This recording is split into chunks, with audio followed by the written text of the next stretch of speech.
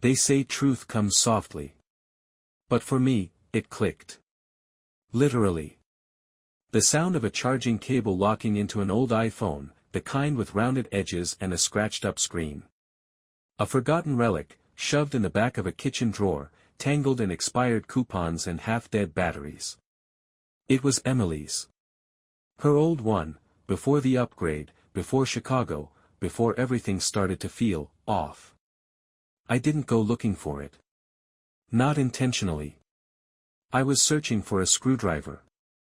Instead, I found a ghost. The phone was dead, of course. But habit made me plug it in. Muscle memory. I told myself it was curiosity. A flash of nostalgia, nothing more. But the moment that Apple logo blinked to life, my pulse started whispering something else. It powered on. No passcode. No Face ID. Nothing between me and whatever she'd left behind. At first, it was what I expected: workout selfies, screenshots of protein shake recipes, drafts of fitness tips she probably posted months ago. But then I saw a folder tucked deep in her gallery. One she hadn't transferred to the cloud. July Travel, it was called. But we hadn't traveled anywhere in July. I opened it. The first few clips were harmless. Hotel room mirror poses, her giggling into the camera, wind in her hair on some balcony. The lighting was too bright for Chicago. The air too humid. Something wasn't right. And then, halfway through the folder, I found him. Tyler. Tall, grinning, leaning against her hotel room doorframe like he belonged there. Emily was filming. She whispered his name. He pulled her into view. She laughed like I hadn't heard her laugh in years, loose, unburdened, free. In one video, they kissed. Slowly. As if time didn't exist outside of that frame. In another, she was sitting on the edge of a bed, Tyler behind the camera now. She was brushing her hair, bare-shouldered, eyes soft. She turned to the lens and said something I still hear in my sleep. "I'll do it. You'll be free. Jake will never know." That's when the phone slipped out of my hand. Hit the hardwood. The screen cracked, but the damage was already done. I stood in the kitchen, motionless, the quiet hum of the fridge the only sound in the house. Outside, the rain had started, a soft patter against the windowpane, almost tender. I could hear Ethan upstairs, humming to himself while brushing his teeth. My son. Her son. Ours. And I stood there in a room that suddenly didn't feel like mine anymore, staring at a shattered screen, wondering how long she'd been gone before she actually left. Emily came home that night smelling like hotel soap and airport perfume. She kissed me lightly on the cheek, then asked how Ethan's soccer tryout went. I told her he made the team. She smiled like a proud mother, not a woman who had just promised another man to destroy the life we built. She never noticed the old iPhone sitting on the counter behind me. I watched the video again. Not because I wanted to. But because I had to. When you're trained for war, they teach you to study the battlefield. Over and over. Until every inch of terrain is familiar. Until every shadow, every movement, every fragment becomes part of your plan. So I treated this like any other operation. As if it didn't feature my wife, half-dressed, whispering betrayal in someone else's bed. I muted the sound. Watched her eyes. Her posture. Her hesitation. Then I paused the frame. There, a moment, barely a second long, where she stepped back from Tyler and moved past the edge of the bed. Behind her, the hotel drapes were parted just enough to reveal the skyline. And that skyline wasn't Chicago. It struck me like a sniper's bullet. I zoomed in. Enhanced. The way I'd taught cadets 100 times, find the shape, the silhouette, not the detail. Buildings don't lie. Not the way people do. The curve of the glass tower, the sun-stained stucco of an older building across the way. Miami. I'd done a few consulting gigs down there for private defense firms, met enough clients in overpriced rooftop bars to know the city by heart.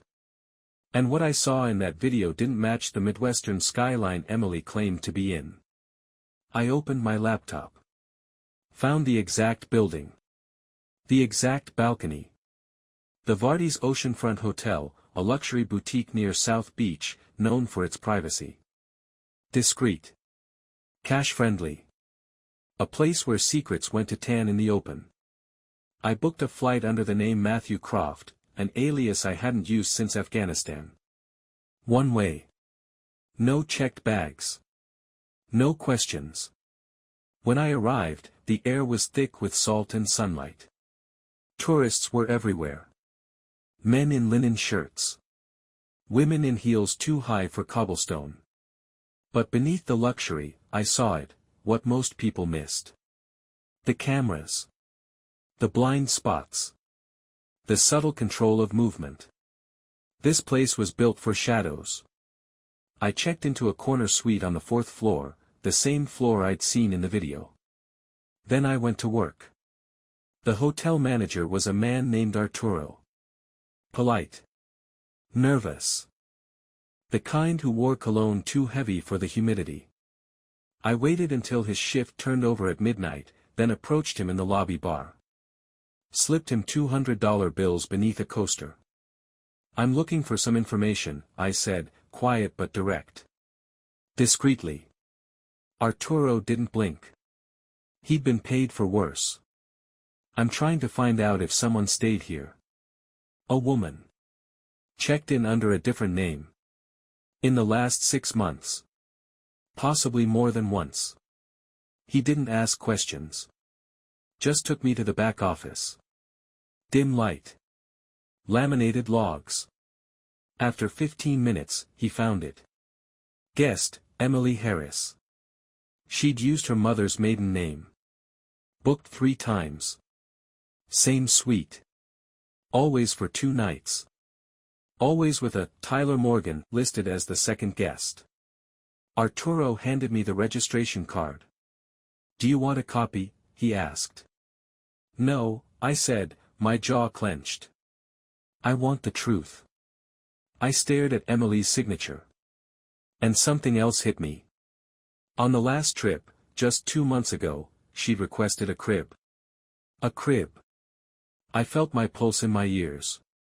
Ethan was 7. Far too old for one. But there it was.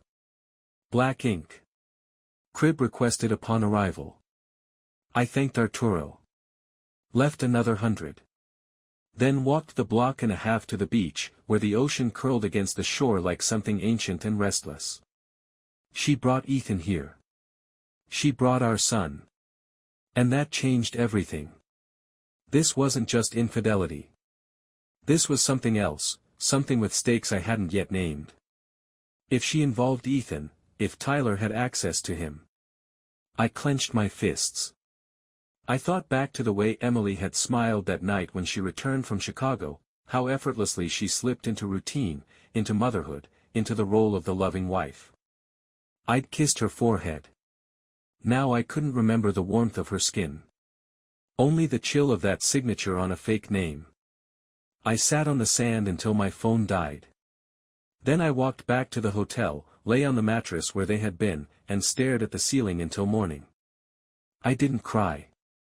I didn't scream. I planned.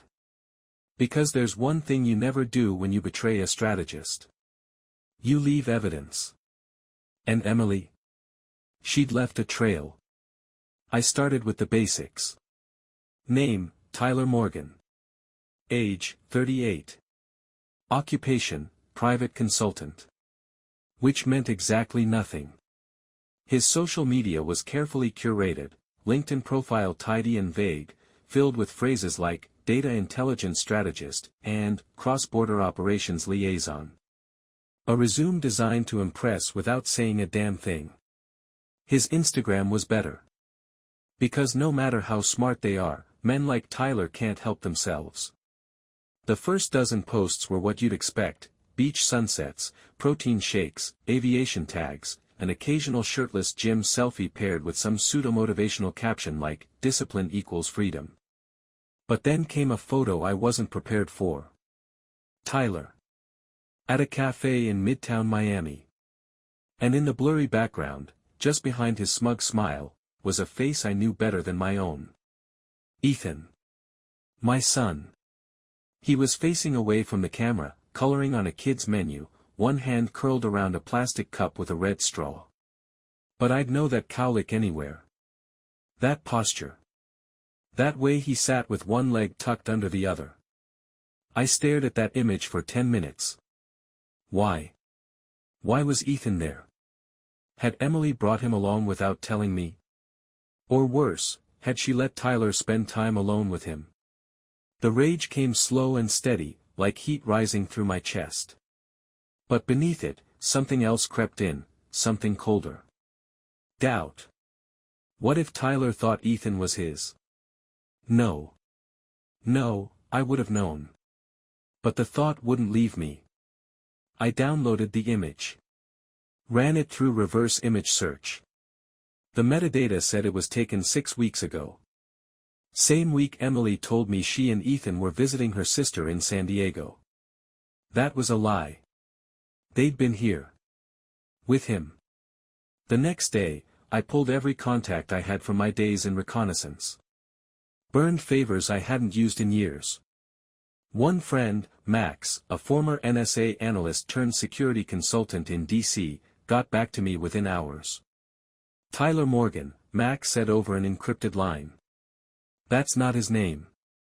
I didn't move. Real name's Tyler John Radcliffe. Former CIA, CyberOps Division. Disappeared 5 years ago after a failed extraction op in Prague. Last known employer, Department of Energy Black Projects Task Force. What happened? I asked, already knowing the answer. He turned, Max said. Got caught selling encrypted files to a China front company. Internal politics kept it buried. They let him walk to avoid a scandal. Officially, he's a nobody. But unofficially? Max sighed. He's a ghost. Been flagged twice in connection with offshore accounts linked to identity laundering and asset funneling. Last year, someone matching his description accessed a Pentagon contractor's server in Brussels. No charges stuck. No arrest. But he's poison, Jake. The kind of man who lives inside other people's lives until they fall apart. My stomach twisted. And Emily? I asked. Anything that ties them? There was a pause. Then, she's been listed twice as a secondary emergency contact on aliases linked to Tyler's travel patterns. Once in Paris, once in Bogota. My mind reeled. Those were the places she told me she went for brand deals. Influencer contracts. Retreats. Always solo. Always brief. But now the picture was changing. And it made my blood run cold. I thought I was dealing with a lover. A man who took what wasn't his. But this wasn't about love. It wasn't even about lust. It was about control. Tyler didn't just want Emily. He used her. For travel. For cover. Maybe even for access. And Ethan? That changed everything. If this man, this liar, this predator, was folding my son into his plans, then nothing was safe. Not Emily. Not me. Not Ethan. I closed my laptop and stood by the window of my hotel room, staring down at the street below. Tourists moved in waves, unaware of the storm forming above them. I thought about the way Emily had whispered on that video. You'll be free. Jake will never know. Now I understood. She wasn't just escaping me. She was escaping something bigger. Something darker. And she wasn't alone. She was with a man who made people disappear. But so was I. And I wasn't going to vanish without a fight. She called it a retreat. Just a few days in the mountains of Colorado, she said. Wellness. Reset. Disconnecting from the noise. Her voice over speakerphone was light, buoyant, almost musical, like the sound of someone who believed their lies had taken root. I didn't tell her I knew about Miami. Or about Tyler. Or that I'd seen Ethan in the background of a stranger's Instagram post. I didn't say her real name was printed on a hotel registration card under a fake identity. I let her talk. And I listened. That's the thing about liars, if you're quiet long enough, they'll hand you the map to their secrets. She mentioned Telluride. A luxury cabin. Private. Remote. A perfect place to clear your head, she said. But the way she said it, there was a pause. A breath too long between words. A slight hitch before the word perfect, like her tongue tripped over a thorn she hadn't expected to be there. I booked my flight within the hour. And I drove up through the winding passes of Colorado in a rented Jeep with no plates tied to me. The late autumn air bit through my jacket. Aspen leaves danced like gold coins in the wind. I passed ski resorts just beginning to stir for winter, places where tourists would soon be ordering cocoa, oblivious to what lay deeper in the woods. The cabin took time to find. It wasn't marked on GPS. I found it by analyzing satellite images, matching the roof's pattern to the reflection I'd seen in one of her fitness posts. She'd been sloppy, filmed too close to a window. One freeze frame and I knew the shape of the tree lean. The place was buried past a service road, accessible only by foot once the gravel gave out. I hiked in with nothing but a camera bag slung over my shoulder and a Sig Sauer tucked beneath my coat. The cabin was older than I expected. Not polished. Not new. It looked like it had been abandoned once and then half reclaimed. Logs blackened at the corners. A generator rumbling low from the back, humming like a sleeping animal. The windows were dark. But the door was unlocked. Inside, I moved slow. Every step measured. Every breath low in my chest. The interior smelled of cedar, gasoline, and old paper. The furniture was minimal, just a desk, 2 chairs, and a narrow bed shoved against the wall. But it wasn't the furniture that made me stop. It was the case. A metal one. Military grade. Sitting square on the desk like it belonged there. I recognized the model. We used similar ones during special recon, sealed, fireproof, capable of carrying encrypted drives, passports, and untraceable SIM cards. I cracked it open. Inside were 2 passports. Both American. Both legitimate. One was in my name. Jake Miller. But the photo wasn't mine. Different face. Darker complexion. Eyes just slightly off. A fake identity built around a real man. Around me. Next to it were 2 other passports, one in Emily's real name. One in yet another alias. French. That one had a visa stamp for Singapore dated 3 months from now. That's when I realized, she wasn't planning to run. She was planning to disappear. But the worst part wasn't the passports. It was the photos. A small envelope. Handwritten on the front, in case of compromise. Inside were surveillance images, me, walking Ethan to school. Me, exiting Columbia's faculty building. Me, parked outside a hardware store, staring at a bag of nails like I had all the time in the world. Every angle. Every routine. Time-stamped and labeled. I wasn't just being watched. I was being studied. I leaned against the cabin wall, staring at the folder in my hand. My breath fogged in the cold. Somewhere outside, a bird shrieked and then fell silent. My heart beat once, hard. Emily wasn't scared. She wasn't hiding from Tyler. She'd built this with him. But somewhere along the line, something changed. The air inside the cabin felt like it had frozen in time, like whatever had started here had grown teeth. I found a second case beneath the bed, half concealed under a wool blanket. This one was different. It held cash, bundles, rubber-banded tight. Euros. Yen. US dollars. And another folder. Marked only, Exit Strategy, Phase 2. The final page. A sketch of a man with my name. My profession. My resume. But a note across the top in red ink. Eliminate once transfer is complete. I sat down. My hands didn't shake. My breath didn't quicken. But inside, something broke. Quietly. Like the crack of frost beneath a heavy boot. It was just after 3 a.m. when I got the call. An unknown number. DC area code. I let it ring twice before answering. Jake Miller. The voice was male, clipped, no accent. Government clean. Yes. There's been an incident. We believe it's related to your wife. That word, believe, hung in the air like a blade.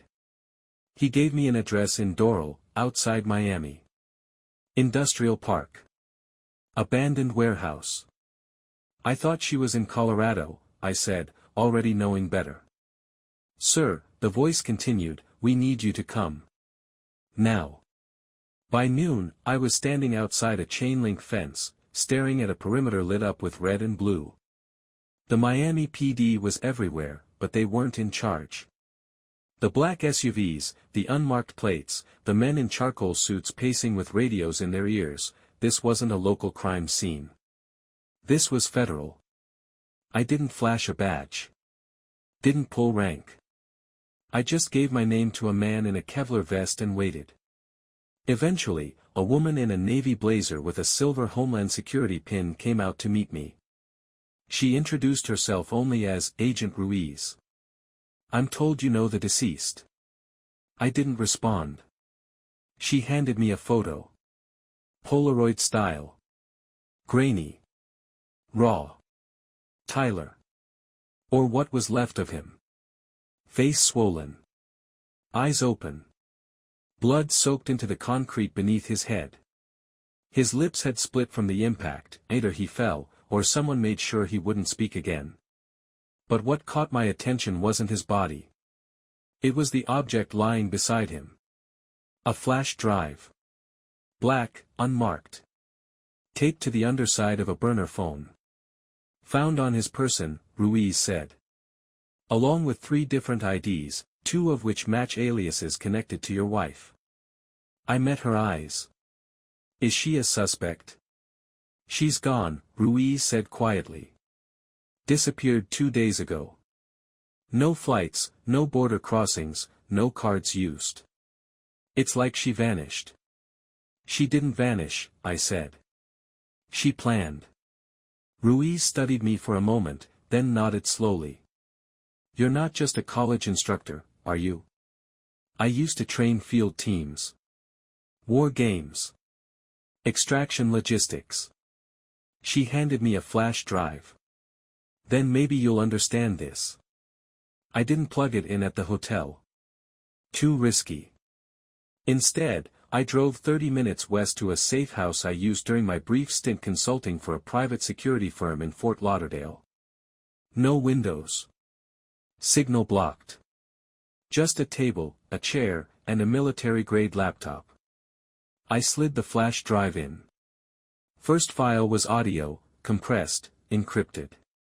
Once I broke through the layers, I found voices.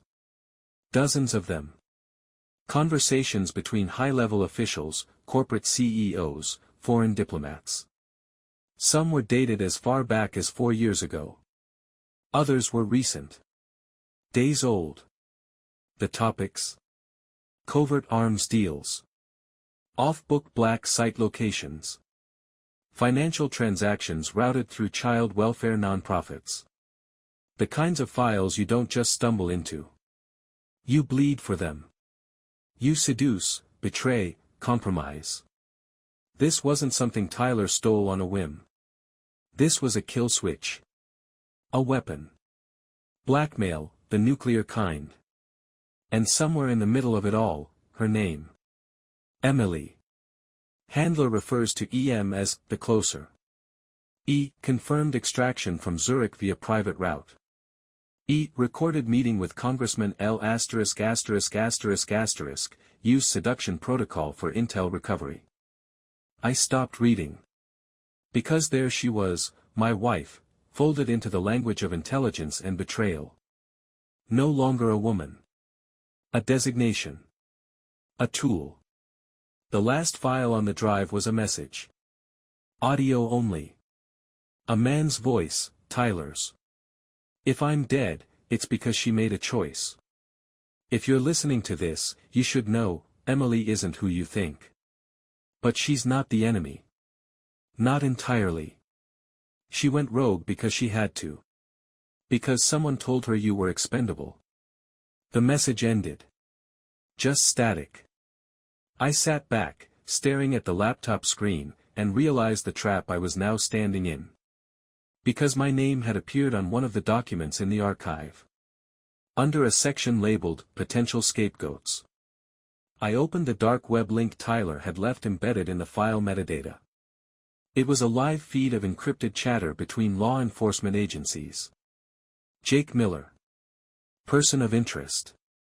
Possible suspect in the death of Tyler Morgan. Armed. Dangerous. Prior military. I shut the laptop. Everything had changed.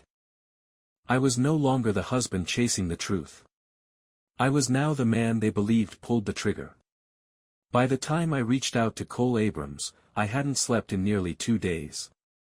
Cole was one of the few men I knew who wouldn't ask questions before helping me. We'd served together in Fallujah. He ran signals intelligence, decoding intercepted chatter, reading truths buried in static.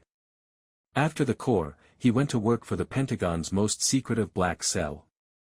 Not officially on payroll. Not even in the building directory.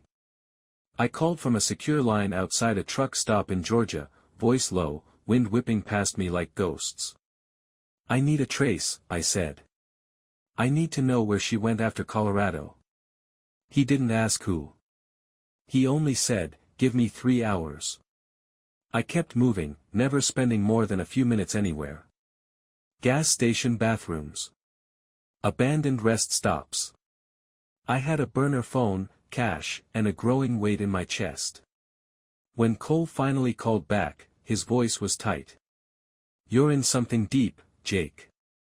Deeper than you know. What did you find? She flew out of Telluride using a charter company registered in the Cayman Islands. The name on the manifest was one of the aliases you mentioned, Sophie Lang. Where did she go? Turks and Caicos. But she never arrived. That flight changed vectors midair. Didn't land where it was supposed to. My mouth went dry. Then where? Off the radar. Somewhere near Guadeloupe. The transponder cut out. Someone wanted her to vanish. That was when I told him about the flash drive. The files. The conversations. The blackmail cache. Cole went quiet for a moment, then exhaled. You're not chasing a cheater anymore, he said. You're walking through a battlefield. Carefully mined, with your name already printed on the obituary. And then he told me something I hadn't expected. 4 years ago, he said, there was an internal CIA initiative called Echo Triage.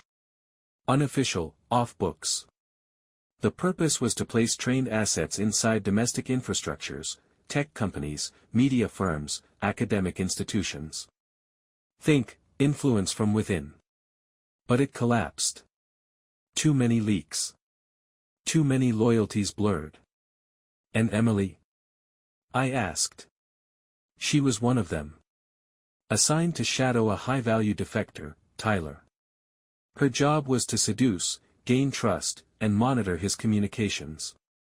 But here's where it gets muddy. Sometime in the last year, she stopped reporting in. Went rogue. Exactly. My guess. She and Tyler were supposed to work a short con. But they figured out the long game. The files you found, those aren't just leverage. They're insurance. She was planning her own exit. So what happened? She wanted to run with your son. And Tyler? He wasn't just her handler. I didn't say it. But we both knew what he meant. He was her lover. Her escape route. Her new life. But at some point, Cole added, he became a liability. Either he turned on her, or she turned on him. My bet is she made the first move. The files you found, those are her contingency plan. Not his. I closed my eyes. She left me a message, I said. On the old iPhone. She said she didn't do it for him. She did it for us. Cole chuckled, bitter and low. That's the thing about people like her. They always believe the lie they're telling, right up until they don't. I didn't know what to believe anymore. She'd lived inside our home with secrets like knives sewn into her skin. She'd kissed me with lips that whispered to foreign agents. She'd packed school lunches and coded backdoors into federal systems in the same afternoon. But this wasn't just betrayal. It was warfare. And I was the last person standing in the wreckage. That night, I drove until the lines on the road blurred. I kept thinking about Ethan. About the videos. The fake passports. The note that read, "Eliminate once transfer is complete." Had she really intended to vanish with our son? To frame me as the fall guy and build a new life with a different name? Or had something gone wrong? Was Tyler's death a plan, or an improvisation? What if she wasn't running from me, but from everyone? From him. From the agency. From the people who once controlled her and now wanted her erased. I pulled off the road near an abandoned ranger station in North Carolina. No cell service. Just pine trees and silence. I sat on the tailgate of the truck and watched the night swallow the road behind me. And that's when I remembered something she'd always said. If I ever disappear, she whispered once in bed, her back warm against mine, you'll know. Not because I tell you. Because something inside you will start to go quiet. She was right. The silence was already here. And it was louder than anything I'd ever known. It was almost an accident. I wasn't looking for anything anymore, not really. I'd gone numb, the way a man does after enough cold, enough betrayal, enough truth to hollow him out.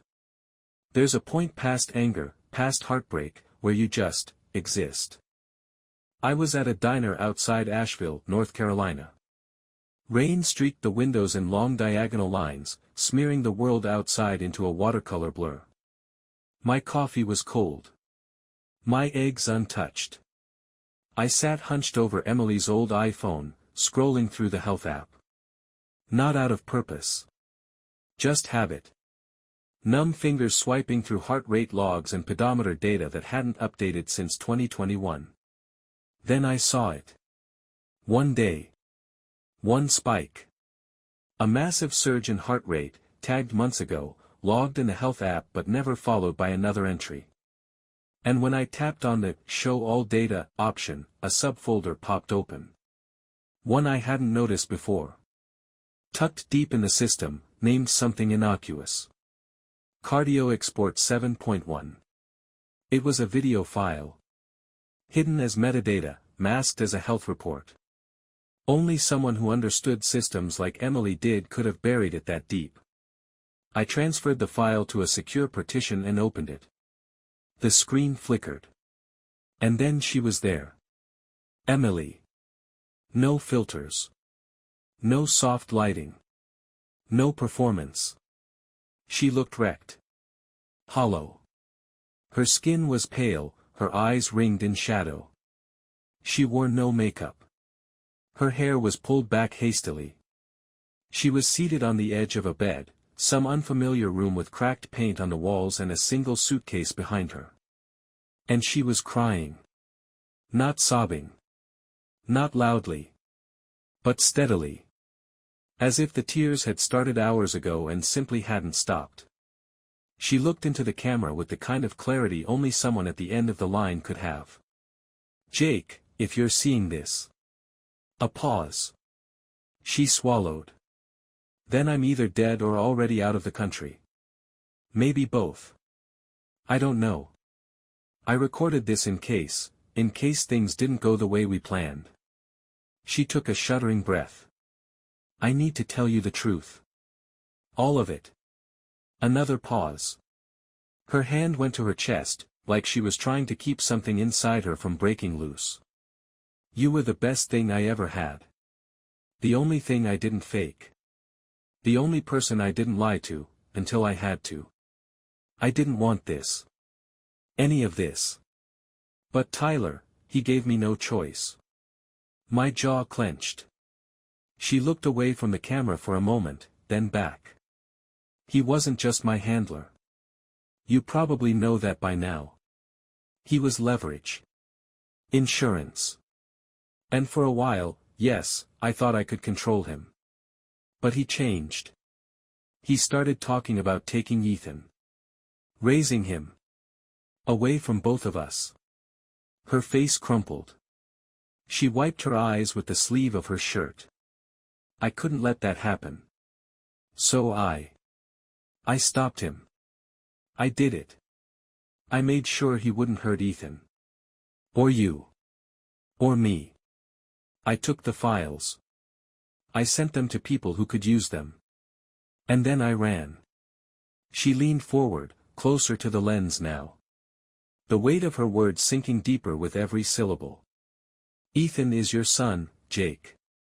Always has been. Tyler knew that. But he didn't care. He wanted him because he knew that's where I was weakest. I gripped the table's edge, the coffee cup rattling beside me. She reached into the suitcase behind her, pulled out a stuffed elephant, Ethan's favorite, the one he used to sleep with when he was 3. I kept this, she whispered. Everywhere I went. Just to remember what mattered. She closed her eyes, held it to her chest. If I had a choice, if I could undo everything. She looked back at the camera, and for the first time, the mask slipped completely. No agent. No influencer. No liar. Just her. I didn't do this for Tyler. I did it for us. A final breath. If you can, save yourself. And forgive me, if you can. She reached forward, the image shaking as she adjusted the phone. I don't know what happens next. But whatever it is, tell Ethan I loved him. That I fought. Even when I was the enemy. Then, darkness. The file ended. I sat in that booth long after the screen went black. The rain outside had slowed. A single beam of sunlight broke through the clouds and spilled onto the linoleum floor, pooling at my feet like some kind of verdict. She was gone. Tyler was dead. But Ethan was still mine. And in the end, that was what mattered. Emily had lived a life of shadows, lies, half-truths. But she had left me with the one thing no operation, no cover story, no handler could counterfeit. The truth. Raw, fractured, terrible. And somehow, still ours.